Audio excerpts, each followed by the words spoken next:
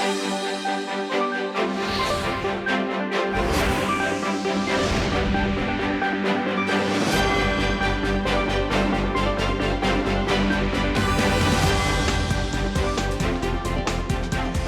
November 22nd here in Seoul, and I'm Kim Dami.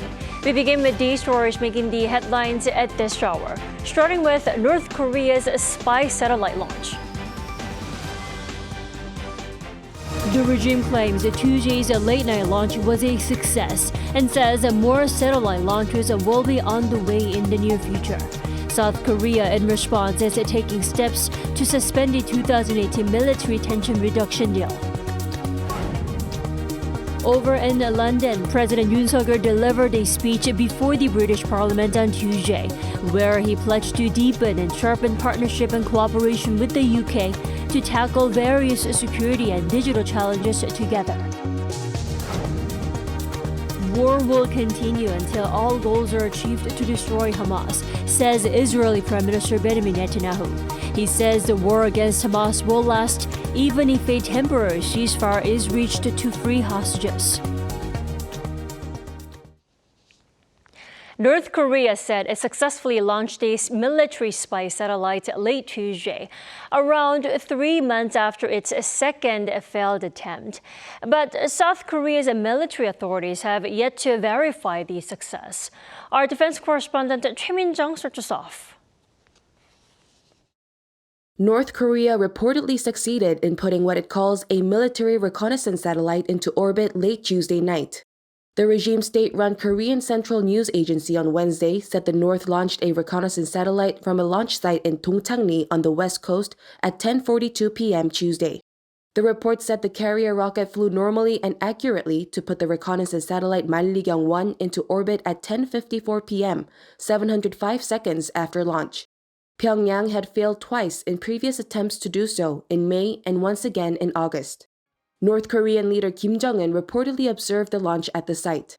And the regime defended the latest launch, saying that it strengthens its right to self-defense and enhances its military's war preparedness. Pyongyang also vowed to launch more satellites in a short span of time. Shortly after the launch, South Korea's Joint Chiefs of Staff said that it was conducting a comprehensive analysis. The military also noted that Seoul, Washington, and Tokyo had jointly detected and tracked Pyongyang's satellite by deploying Aegis destroyers near the planned flight path in advance. The JCS condemned the North, saying that the launch was a provocative act that violates UN Security Council resolutions which prohibit the use of ballistic missile technology. The White House and the U.S. State Department also strongly criticized the launch and demanded that Pyongyang immediately cease its provocative actions. It violates multiple United Nations Security Council resolutions, and we will continue to work with the international community to send a strong signal to the DPRK that its actions will only intensify its isolation as it undermines stability and prosperity on the Korean Peninsula. Japanese Prime Minister Fumio Kishida condemned the launch as well. Even if the purpose is to launch a satellite, using ballistic missile technology is a clear violation of the relevant United Nations Security Council resolutions. It is also a very serious matter that greatly concerns the safety of our people. Meanwhile, South Korea's Defense Minister Shin Won-sik convened a meeting of key military commanders early Wednesday to discuss military measures in preparation for the partial suspension of the September 19th Inter-Korean military agreement. The pact, which established no-fly zones near the border, has recently been called into question as it restricts Seoul's surveillance and reconnaissance capabilities amid escalating North Korean threats. Choi Min-jung, Arirang News. And following the launch, South Korea's cabinet on Wednesday approved a motion to partially suspend the aspects of the 2018 Inter-Korean military agreement during a meeting convened by Prime Minister Han Duck-soo. Seoul says it will regard the clause on halting spying activities in the September 19th agreement as dormant and restore reconnaissance activities along the military border. Now, this comes after President Yoon strongly condemned North Korea's launch of a surveillance satellite, regardless of its success or failure, during an earlier emergency virtual meeting convened by the National Security Council with the president, who is in London. So President Yoon Suk-yeol is on an official state visit to the United Kingdom. He and First Lady Kim Gun-hee were given the full royal treatment by King Charles and Queen Camilla, with the highly anticipated royal welcome by the British monarchy. Our Oh Soo-young takes us to the scenes. Quoting timeless poetry, President Yoon Suk-yeol and King Charles III celebrated 140 years of diplomatic ties between South Korea and the United Kingdom at a state banquet in Buckingham Palace. The South Korean leader and First Lady Kim Gun-hee attended an official banquet hosted by King Charles in the opulent palace ballroom. Thanking King Charles for his hospitality, Yoon said that at the heart of Korea-UK relations has been their blood alliance in the fight for peace and democracy. He noted that the UK had dispatched the second largest number of troops to aid the South during the 1950-53 Korean War. Britain was the first European country to establish formal diplomatic links with Korea, signing a treaty of friendship and commerce in 1883. Both the President and the King agreed that their decades-long ties had been bolstered not only diplomatically and economically, but through cultural exchanges. Yoon highlighted Britain's model of parliamentary democracy, literary and scientific excellence, and musicians like the Beatles as strong sources of inspiration for Koreans and the world. Referencing Shakespeare's sonnets, Yoon raised his glass to the future as the two governments upgrade their relations to a global strategic partnership. 대한민국은 자유, 인권, 법치의 보편적 가치에 기반하여 영국과 함께 전 세계의 자유, 평화, 번영의 미래를 향해 굳건하게 협력할 것입니다. 이제 국왕 내외분의 건강, 또 한영 관계의 새로운 미래, 그리고 세계 평화와 번영을 위해 건배를 제의하겠습니다. To me, my fair friend, the United Kingdom, you never can be old. King Charles also highlighted the importance of shared values and quoted the words of Korean poet Yoon Dong-ju, whose works inspired hope and resistance against Japan's colonial rule of Korea before and during World War II. Korea's preservation of its sense of self amid bewildering change was perhaps what the poet Yoon Dong-ju, who so tragically died in captivity on the very eve of Korea's liberation, anticipated when he wrote, "While the wind keeps blowing, my feet stand upon a rock.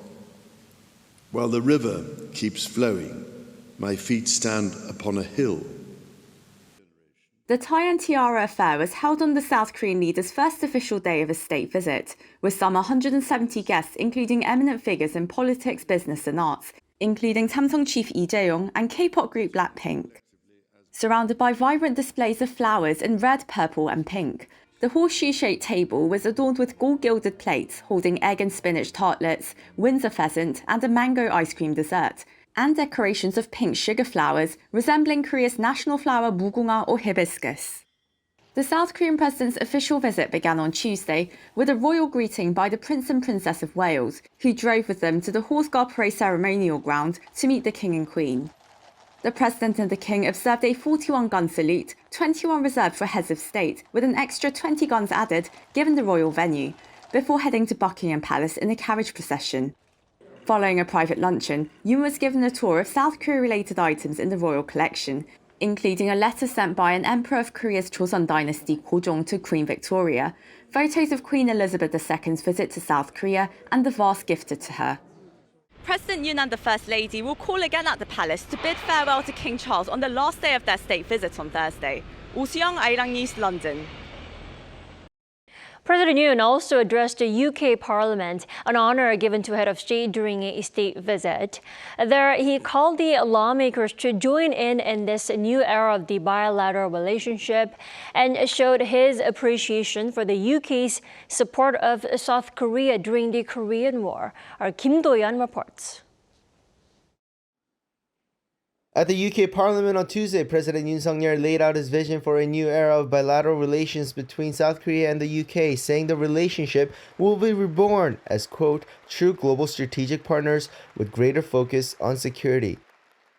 Together, we will tackle North Korea's WMD threats. We will work more closely together to combat international cyber crimes, including cryptocurrency theft and technology hacking.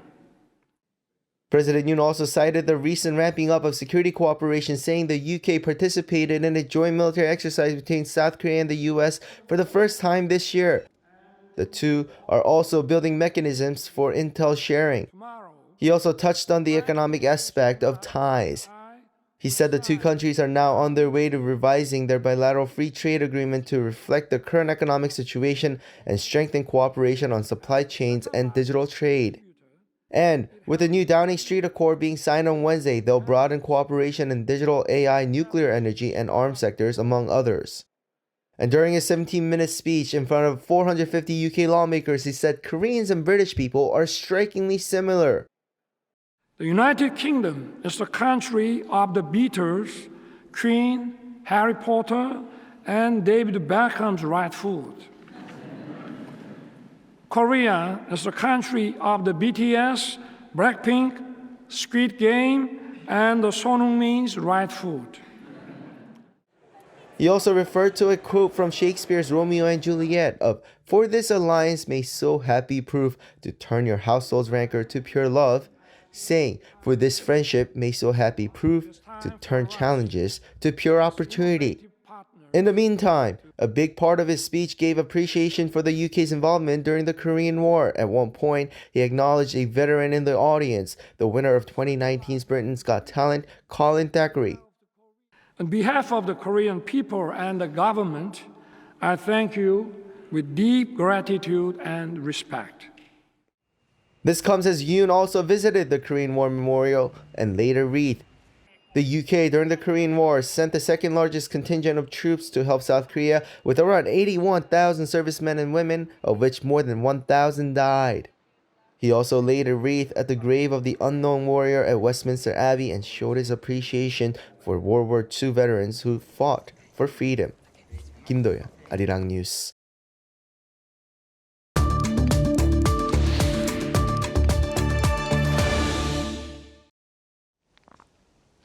According to North Korea, its third attempt to place a spy satellite into orbit has been successful. And that's not it. The regime says it's going to launch more in the future. For more, we're joined by Professor Lee Hyun this morning. Thanks for joining us. Thanks for having me. North Korea did go ahead with what appears to be its third attempt to launch its first ever spy satellite into orbit late last night, which says it was a success this time. Now, did you see the success coming? Well, it was hard to see maybe this would be a success, but I think given the recent summit between Kim Jong-un and Vladimir Putin, there was expectations that the Russians would give technical assistance to North Korea for their failures in the past. And so I think in some sense there was some expectation maybe that this would be a success, but of course we would have to have waited and seen. And so therefore, since if this has indeed been a success, I think this points to maybe Russia's involvement in terms of helping North Korea with respect to developing its missile technology, which of course is very worrisome for neighboring countries. Definitely, authorities from the South Korean side and also the U.S. are still trying to verify the success to see if Russia actually has played a role in making that launch so-called successful. Then, in response, South Korea says it will partially suspend the 2018 military agreement. Now, then, what would that mean for the two Koreas and the situation here on the Korean Peninsula? Right. That agreement, of course, was made in 2018, and the idea was to sort of lessen the tensions between the two countries. That included, for example, as you mentioned, no-fly zones, and also the prevention of military exercises in certain key areas. But the NSC, of course, has just recently announced that they will suspend a part of the agreement. They won't pull out completely, But specifically, I think this references Article 1, Clause 3 of the agreement, which establishes, again, these no-fly zones, which now I think will mean South Korea will include sort of unmanned, maybe drones to now patrol the area, so to maybe potentially look for, North Korean artillery. This may also include the inclusion of military exercises that were once prohibited. So I think this will mean that there will be greater activity in the areas near the MDL, which of course may potentially raise tensions between both sides. Right, and the missile launch actually, the satellite launch actually happened when President Yoon is on his state visit to the UK, and even from there, he virtually convened an emergency meeting to cope with the situation. Now, speaking of President Yoon let's talk about his state visit to the UK. He was greeted with a full, royal pomp and ceremony. Professor Yi, how did you see the royal greetings? Well, obviously, a state visit is quite a different level of visit than, let's say, another kind of official visit, let's say, with the Prime Minister of the UK. So this really signifies, the sort of the standing that Korea has with the UK and UK's sort of expectations and hopes that this relationship will be upgraded to a different level.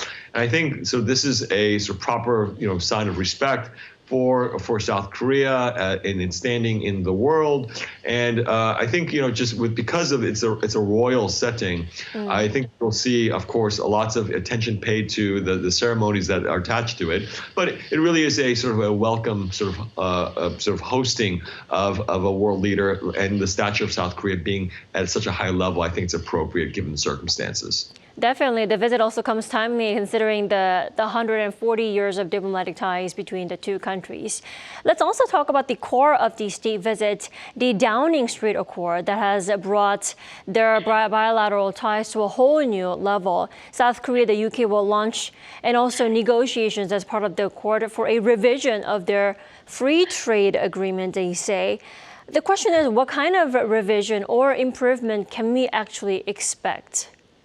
So the UK and South Korea, of course, have a free trade agreement, and that was sort of rolled over from the EU agreement that was made, of course, many years ago. And so since the UK at that time was a member of the EU, and now because of Brexit, now separated from the EU, there's sort of a separate deal between the two sides that sort of is the original agreement between the EU and South Korea. But in this case, the agreement, I think, will, particularly for the UK side, be very interesting because they want to, of course, sell more products in South Korea. And so this will sort of now solidify sort of their standing with respect to the South Korean economy, and vice versa. South Korea, of course, wants to put a lot of products into the UK. And so by having sort of a separate deal beyond the EU framework, I think provides sort of opportunities for both sides to, again, lower tariff barriers and other barriers to trade, which I think they will see greater enhancements in their relationship.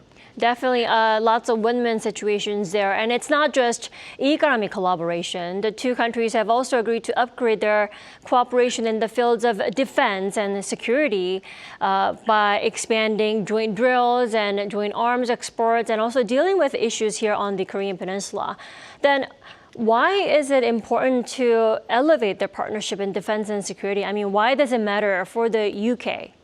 Well, the UK, of course, wants to diversify its relationships with Asian countries, and by strengthening ties, of course, with the Indo-Pacific region, basically, the UK has had very close relationships with Japan and Australia. But I think South Korea presents another opportunity for the UK to sort of, again, increase its clout within the region and sort of be relevant as a global power.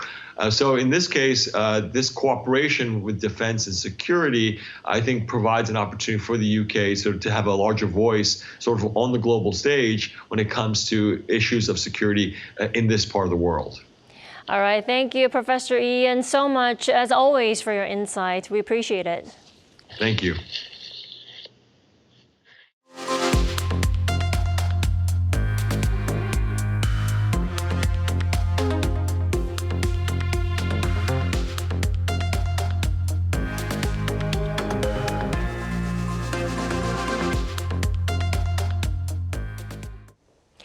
Israel Israeli Prime Minister Benjamin Netanyahu has called on his government to back a deal that will see the release of some of the hostages taken by Hamas militants last month. But he also made clear that the war against Hamas will continue even after a hostage deal. Lee Seung-jae has more. Israeli Prime Minister Benjamin Netanyahu on Tuesday called on his government to back a hostage deal that will see the release of some hostages taken by Hamas during the October 7th attack on Israel. Netanyahu also told his government that it was a difficult decision, but the right decision, and would allow Israel to go on fighting Hamas. The Israeli Prime Minister also stressed the war would continue until Israel achieved its goals, emphasizing that a hostage deal would not mean the end of the conflict. Israel, however, continued its airstrikes on the Gaza Strip while negotiating with Hamas through U.S. and Qatari intermediaries to release hostages. The Hamas-affiliated Shihab news agency reported Tuesday that Israeli forces attacked a residential apartment in Khan Yunis in southern Gaza, killing 10 people and injuring 22. Meanwhile, CBS News says the hostage deal will allow for an initial group of 50 hostages held by Hamas to be released in phases during ceasefire windows. The proposed deal also includes a limited daily 6-hour pause in fighting for 4 days. If agreed upon, the deal will also see the release of Palestinian women and children held in Israeli detention centers at a ratio of 3 released for every hostage held by Hamas. U.S. President Joe Biden said Tuesday that a hostage deal is now very close. My team has been in the region shuttling between capitals. We're now very close, very close. We could bring some of these hostages home very soon. Sources say if the first phase of the hostage release goes as planned, roughly 20 more hostages will be released by Hamas, and the pause in fighting will be extended. Lee Seung-jae, Arirang News. The U.S. Federal Reserve has agreed on taking a cautious policy mode amid two side risks. According to the summary of the November meeting released on Tuesday, participants noted a high degree of uncertainty stemming from both upside risks, like resilient spending, and downside risks, such as the effects of tightening policy and disruptions from a potential government shutdown. Now, based on this, all participants judged it appropriate to maintain the current rate setting, but noted that a hike would be appropriate if incoming information suggests further slowing of the economy is necessary. The decision will come during a 2-day meeting that starts on December 12th. The Fed elected to keep interest rates on hold at its November meeting. The South Korean national football team defeated China 3-0 for their second straight win in the Asian World Cup Qualification tournament on Tuesday in Shenzhen, China. The Taeguk Warriors got the score sheet early on, with captain Son Heung-min scoring a penalty in the 11th minute before he headed in a second, just before the end of the first half from a Lee Kang-in's corner. Sunny turned provider in the 87th minute, setting up defender Chung Seung-hyun for Korea's third. Now, with the 2 wins, Korea sits comfortably in the first place in Group C with a full 6 points after 2 matches. Now, the national team will face Thailand in home and away matches in March 2024.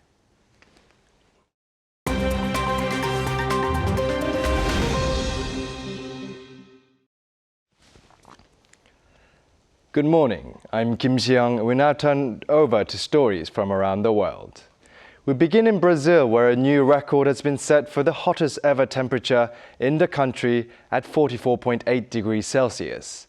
The new high temperature was recorded on Sunday in the town of Araçuai, Minas Gerais, in Brazil's southeast. Brazil's National Institute of Meteorology said that the previous record of 44.7 degrees Celsius was set in 2005. The unexpected heat wave comes not only as a result of climate change, but also due to the El Niño phenomenon. Also in Brazil, heavy storms in the south of the country flooded several rivers, killing at least 4 over the weekend, with substantial flooding also seen on Monday. More than 1,600 people have been evacuated in Rio Grande do Sul. Now moving on to Southeast Asia, more than 1,000 Myanmar Rohingya refugees have arrived in Indonesia over the past week. Arriving by boat in Aceh, Indonesia's northernmost province, most of the refugees left from the camps in Bangladesh to endure the difficult sea journey. Following a Myanmar military crackdown in 2017, more than 700,000 fled to refugee camps in Bangladesh, which are overcrowded and have poor conditions. The Myanmar military have been accused of mass rape, murder and burnings of thousands of homes of Rohingya Muslims. The refugees were first denied landing by Indonesia residents before being given temporary shelter. However, Indonesia's Ministry of Foreign Affairs stated that the country is under no obligation to host refugees as it is not a party to the 1951 Refugee Convention. Now lastly, moving over to South America, a bus slid off from the highway in the Andes of Peru on Monday, crashing down a slope and killing at least 20 people. The bus fell some 300 meters down off the highway. While the reasons for the accident are yet unknown, the mayor of Yanak district said that the road in the area is in terrible condition with holes in the road. According to the Peruvian authorities, Peru had some 3,311 deaths from traffic accidents in 2022.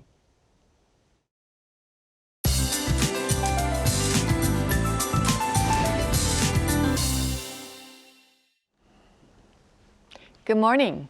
Promising late autumn weather continues across Korea with highs climbing to 14 degrees Celsius here in the capital and much warmer in the south. A dry weather advisory, meanwhile, remains in place for the east of Gangwon-do and Gyeongsang-Pukto provinces today. It looks to be another very warm day for some southern provinces. Gyeongju and Jeju see highs of 20 degrees Celsius, Busan topping out at 19 degrees. Sunny skies to start out the day, then sunshine will be covered with lots of clouds. Then there could be light overnight rain. Rain clouds will expand to central regions and Jeollabuk-do province, which will let up before tomorrow's morning commute. Then colder air swings into the country from Thursday afternoon, dropping morning temperatures to -3 degrees in Seoul by Friday morning, staying like early winter through the weekend. That's Korea for you, and here's a look at the international weather conditions.